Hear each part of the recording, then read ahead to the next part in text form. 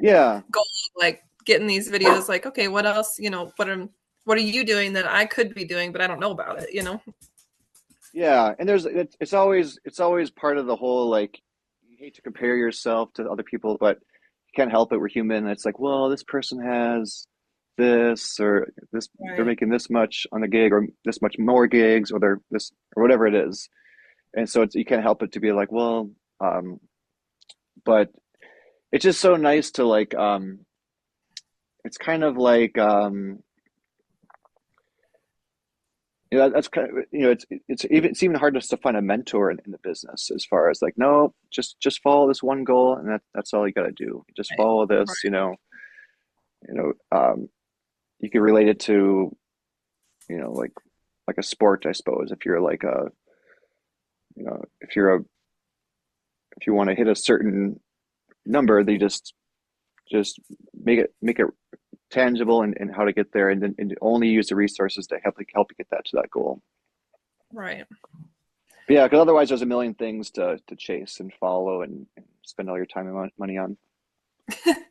So like on average, how much money do you think you spend on advertising and ads and stuff a month? Well, for me personally, again, it all depends on your goals, but for me personally, I started the Spotify ads thing first.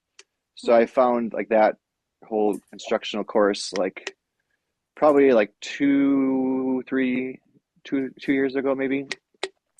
So, and I went through this whole very methodical course, and they recommend spending about $5 a day on ads, just for Spotify streams.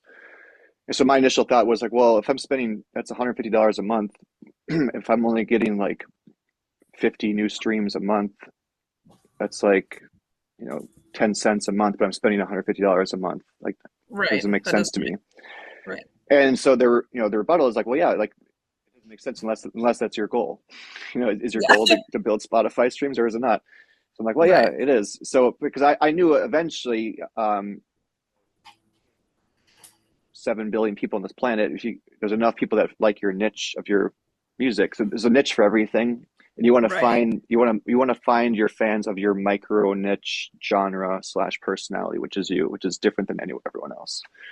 So Right. long story short, you run ads. It's a long methodical process to do it very strategic and optimized, but you basically run ads to find people who may already like your micro genre, Hmm. already, and then your ad pops up and say, hey, do you like this music? You might like this one. It's a video of you playing or whatever. It's like, if you like this, check it out on Spotify.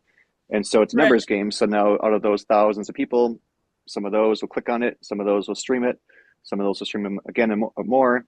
But now you're kind of almost training the Spotify algorithm of like, what what they should send it off to, because they just every platform wants more users on their platform. So they want, you know to help out Right. whatever.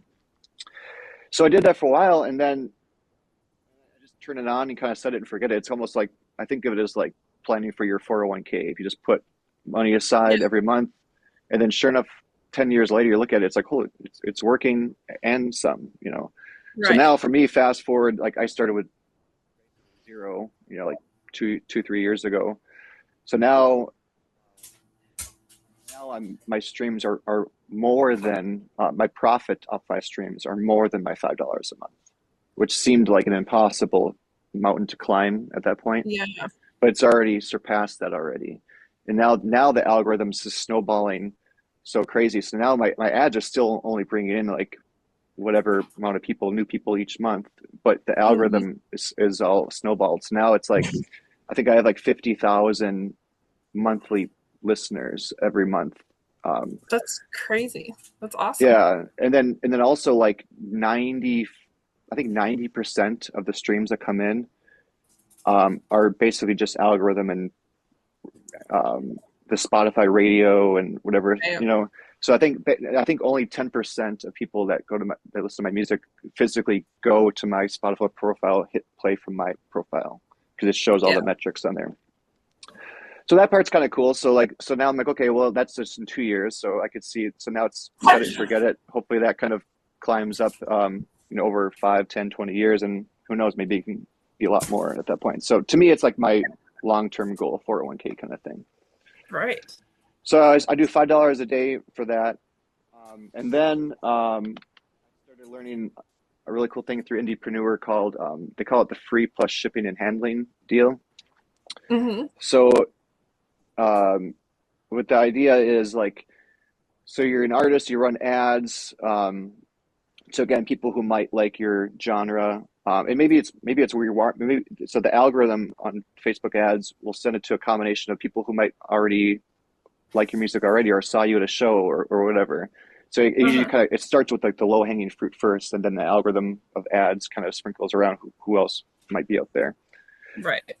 So you have an ad that pops up and it says, "Hey," and it's a video of your band or whatever. And do you like this music? I want to give you my CD for free. And it could be something else. It could be like a T-shirt or whatever. But a lot of people start off with CDs. You can say, "I want to give you my CD for free. Just pay shipping." And so then they might say, "Oh, all right." And they open up the landing page and it says it explains a little bit more. And then you say, "Yep, just pay shipping. It's just $5 or $6. But hey, before you go, check out my other CD. They're both autographed. It includes a sticker, includes a handwritten note. And so now you're building value, which doesn't cost much money. Right. And if you want the second CD, just throw another $10 down, or whatever, or pay what you Yeah. want." So then, if you do that, the crazy thing is like statistically, like 50% of the people will buy the second CD for an extra $10. Or they'll, if you do pay what you want, they'll give you another $5, $10 tip or something, or $20.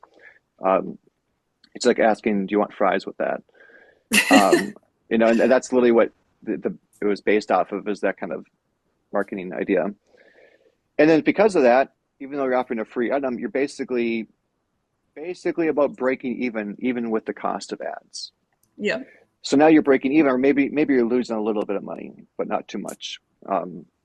But now, as those people come in, so now you're getting new fans, more customer acquisition, and you're getting more. Now you're getting their email addresses. Now you take the next step. You have an automated email workflow. So you learn how to do that stuff too. So now it comes in. So now it's all automatic. Does it all automatic for you. So then the first email is, "Hey, thank you so much, appreciate it. The CD it's in the mail soon." And then the second email is automatic. You could set it to go like 6 days later. "Hope Mm-hmm. you like this new CD. Here's a music video, or here's a video from our other last show.